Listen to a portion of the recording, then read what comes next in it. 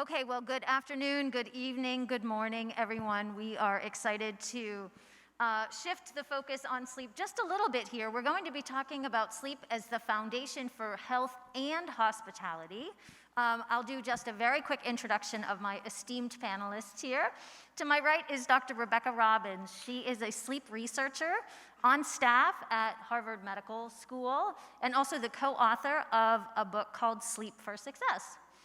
Next to Rebecca is Tammy Pahel. She is the Vice President of Spa and Wellness at Carillon, Miami Wellness Resort. Tammy brings 30 years of experience in hospitality and really innovating in wellness. And next to Tammy is Francisco Levine. He is the Chief Business Officer at Bryte. He is a recovering hotelier who is now a technologist. And as Nancy mentioned, the co-chair with me of the new Sleep Care Initiative. So if you'd like to know more about that, please talk to Francisco or me afterwards. Okay, so we're gonna dive right in here. And I'm gonna say a few things that might be a little bit provocative, but that's just for the sake of starting a discussion here. So starting off, I think we can probably all agree that sleep is the foundation of health. And we just learned a lot about that from Dr. Bruce. But what might not be so apparent is that sleep is actually also the foundation of hospitality. Dr. Robbins just recently published some research, and so I'd love to start with you. Rebecca, could you please share some of your recent findings from the study that you did linking sleep and hospitality? With pleasure. So it's exciting to be with you all and share some of the insights from our laboratory up in Boston on the critical link between our sleep and our waking success. Now, the previous presenter talked about a lot of the benefits that sleep offers from a health standpoint, but one of the things that's been really underexplored in the scientific literature is the quality of sleep when we travel. And many of us can probably attest to the fact that it's just a fundamentally different experience to being at home in your environment of the bed that you know, et cetera. So we looked at we conducted a study with 800 individuals, recent travelers, and we asked them a host of questions about their experience on the road, sleep of which was one of those questions. We asked them about the quality of the sleep they experienced, and we also asked them follow-up questions about their willingness to return to the hotel and talk about the hotel experience with their friends and family. So we found that the quality of sleep in the hotel environment was actually by and large very poor. So that suggests it's really an opportunity for hotels to focus on, the guest sleep experience. But when guests experienced a positive experience from a sleep perspective in a hotel, they were much more likely to talk about the hotel and return for another stay. We also looked at the things that were strong predictors of the quality sleep that we just talked about in a hotel environment. And we also found some kind of obvious things like a good pillow, a fantastic mattress. But we also found some surprising things like the presence of a plug near the bed was actually really important for quality sleep. So we'll hopefully be able to circulate copies of that paper with you all. Thank you so much. Yeah, so really fascinating to understand how closely guests tie their sleep experience to their overall hotel experience. So Tammy, tell us in your experience, you've been in hospitality for a while now, are hotels maybe overlooking sleep, or have they been overlooking sleep, especially as it relates to overall guest satisfaction? Well, absolutely, hotels have overlooked sleep. Being in the hotel business, the Forbes standards, if you're in the luxury business, the Forbes standard is what we live and breathe. We spend a tremendous amount of money educating our team and helping them provide great service.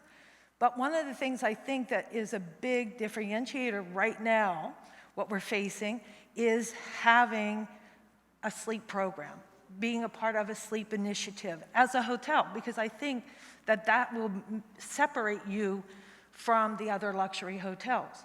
So I think in the past, it wasn't a focus. And now, with studies like we're hearing about today, I think it's definitely the forefront. That's great. That's great for all of us travelers who desperately need that good night's sleep while we're on the road. So speaking about getting a good night's sleep, I think many of us may assume that technology is actually a villain when it comes to getting a good night's sleep. But Francisco, I suspect you have a different opinion on that. So tell us about the role of technology when it comes to getting really quality sleep. Yes, thank you so much. So I would say that actually the literature also will inform that technology has affected our sleep. Now, and this is, by altering the light cycles and actually temperature as well, and bringing tablets, that shoot blue light to your face up until late at night. But what I see, and I think we can all observe, that there is a big trend of technology adapting for better sleep. So now we see that we are talking about circadian lights following circadian cycles and adapting for better sleep. The tablets and the phones are doing that. And so everything it's shifting to optimizing for sleep. And so there's one axis, which is adaptation. But the second one is around personalization. And what happens with sleep is that we are all different and very unique when it comes to sleep. So what may help me sleep may hurt the sleep of the person sleeping next to me. So how can we really solve that issue? And technology brings that opportunity, not only to adapt environments in terms of light and temperature and comfort, but also the capacity to personalize and provide each individual its optimal configuration for sleep. So in general, that's what I see is the opportunity that is going to turn technology from the villain to the hero in terms of helping sleep. Well, I'd say we're certainly all very accustomed to the role that technology plays during the waking hours of our sleep. So I think it's easy to think about how it can also be viewed as a real benefit during that 1/3 of our day that we spend asleep. So thank you for that. Tammy, I'd like to come back to you because I'm curious now. I think we're all leaning into more this idea of investing in sleep. Tell me from your perspective as a hotelier about the business case for investing in sleep relative to the other things that you invest in to impact that guest experience. Well, when we talk about guest experience, that's number one in the luxury market. So it's a big focus. I would say in general, for the Carillon, we're a leader in wellness. So we want to be like the person that leads the sleep initiative, which we're going to be a part of with the Global Wellness Institute this year. And so we've added the Bryte beds as a trial basis at our hotel to see and sort of navigate through to see how people will react. We have also residents. We have 400 units at a residence. We have 111 rooms. So it's our little trial test to see how it's going to work. But again, we want to be a leader in that and provide great service to our customer. And I think the part that I love the most about the Bryte bed is that it's collecting data of everyone. It's collecting my data on how I sleep and how to better my sleep, but it is collecting research, organically. So I think for us, it will be a game changer for service because we have other other luxury hotels in our marketplace. So I think for us, it'll be a definite separation and, again, a leader in the pack. Well, again, on behalf of guests, thank you for making that investment in sleep. I know that'll certainly pay off in terms of the quality of our next day. But now, Rebecca, back to you. Speaking about data and science, you've been in sleep research for a while. With this most recent study, was there anything that was very surprising to you? The study really kind of confirmed a lot of things that we know are really important. And some of what's been talked about so far here is the bedroom environment. It's really the foundation of our sleep at night.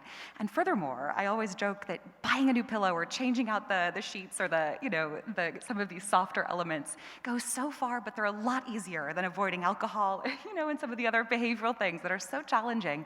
But when we can set ourselves up for success and create a bedroom for all of us in our, in our personal lives, in our homes, but also in, if you're a hotelier in your hotel environment, but if you create truly a sleep sanctuary so that you go in and you're instantly soothed and relaxed, the lights turn off, and there's absolutely not a shred of light that comes under the door or through the cracks of the windows.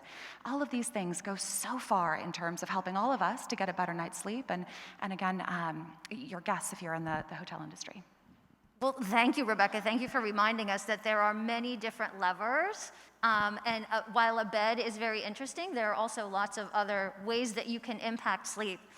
Francisco, I'd like to come back to you because you have a lot of experience with hotel operations. Tell me, how do you think hotel operations can positively or negatively impact a guest's sleep? Well, so I think that it's equally impacted from the design and implementation of a hotel, and also the operation. We tend to discuss quite a bit around, which mattress and everything that could help sleep. But also there is the issue of respecting guests' silence and helping them. You have people sleeping at different times. So creating spaces that noise will be contained, that light will be contained, not having lights and noises inside the room. It's a mix between operation and selecting the FF&E and designing the hotel.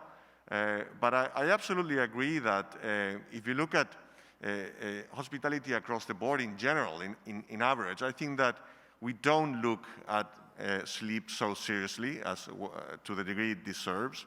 And actually, I was shocked when I was running hotels. We conducted a guest research that about 1,000 guests, and the number one desired preference was get a good night's sleep. And it completely, we got lost because we spent so much time trying to design attractive food and beverage options and having a quick service at the front desk, but then they were just looking for a good night's sleep as the first thing. It was pretty shocking. And I think that is across the board in hospitality. So it is also the foundation of health, but I think that it is also the foundation of hospitality, a good night's sleep. Yes, I agree, and I'm just so excited to see this elevated awareness of the importance of sleep, because I think the only way all of us can make changes, positive changes, is by first recognizing, first of all, the importance, and then the different levers that we can change to improve our sleep. So on that note, and before we jump to a question or two from the audience, I would like to just ask each of you quickly, if there's one thing that you would do to foster quality sleep, either for yourself or for those that you serve, what would that one thing be, Rebecca? That's asking an academic to choose one thing about my research platform that I've spent my lifetime. No, I'm kidding. One thing, I'd say for all of us, consistency.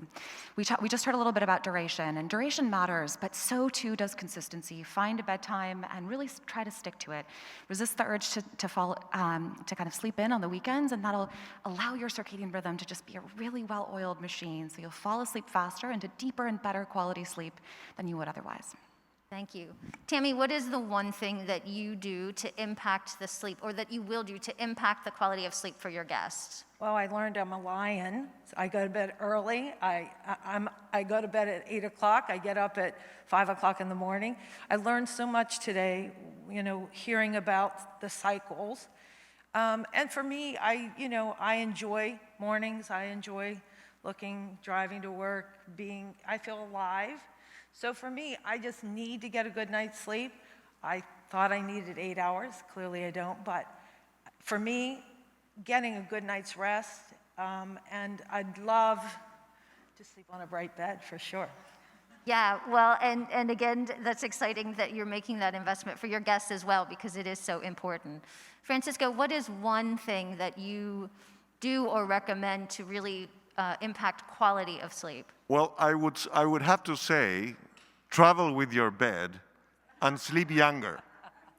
And this is what we're trying to do, at Bryte, is to have a bed that can actually find your specific configuration for your own current bed, your individual, thumbnail of how you need to configure your bed for sleep. And then as we succeed in this idea of transforming how people will sleep in hotels, then you can not only have your bed at home, but then you can travel with it, and travel with your profile and your settings. And sleep younger because you get longer sleep and you get more deep sleep. So it's equivalent of sleeping like 15 years younger. Sleep quality and sleep younger. I love it. Travel with your bed and sleep younger. I love it. That's fantastic. Okay, so we have just a few minutes left. We would love to open up the floor here to some questions. We have amazing experts here, and we'd be happy to field any questions either in the room or online.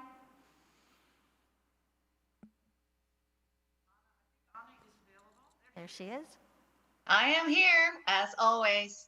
So this is not, well, we're working at Six Senses. We worked with Dr. Bruce, and what we do, and I just wanted to share this as well, is that we have infrastructure in the room with the right bed, not this bed, but another bed. I can't tell you how many pillows we sent, but we also have moisture wicking sheets, white noise machine, humidifier, set the temperature at the right room. We do snacks, bed yoga, nidra yoga for meditation. So those are things that I also think, have you looked at those in any way and put together a recommendation for hospitality on how they can create, both when it comes to infrastructure, FF&E, as well as operationally, a good sleep environment? So that's a great question, Anna, and something that the new Sleep Care Initiative aspires to take on, and really pulling together the expertise and the science and the best recommendations for not only that time when you're actually asleep, but that time leading up to sleep, which has a real impact on the quality of your sleep, and then honestly the time when you're just coming out of sleep, and what is the best way to really start your day in the morning. So thank you for mentioning that. Sleep is really bigger than just those moments that you spend with your eyes closed. It's that whole part of your day. Any other questions? Another question I have from Lasse Eriksson from Norway. I'll just jump in here unless I get stopped. Wonderful talk. Regarding sleep in hotels with spas, I see many close their spas quite early. Wouldn't it be more right to have the spas open longer, more close to bedtime for good sleep, like midnight to take care of the wolves? Wow, that's an interesting question. Tammy, what's your perspective on that? Well, in our case, even though we have limited hours, if our hotel guests request a massage at 9 o'clock at night or 6 in the morning, we accommodate. I mean, that's what we're there for. But I would say in general, for all the hotels I've been at, most of the time people are like ready to go to dinner at 7. They're ready to go with their family and walk the beach. They want to be, outside of the hotel and the room. And so we do have requests, but we accommodate them, as we get them. Francisco? No, I would like to extend the invitation for the global wellness community to follow us with the Sleep Care Initiative. We, as Allison was sharing, we plan to address different aspects of sleep and sleep care. So keep an eye. We'll keep you posted, and we will be addressing different interesting topics with amazing people we've met during this summit. So keep an eye there. Thank you.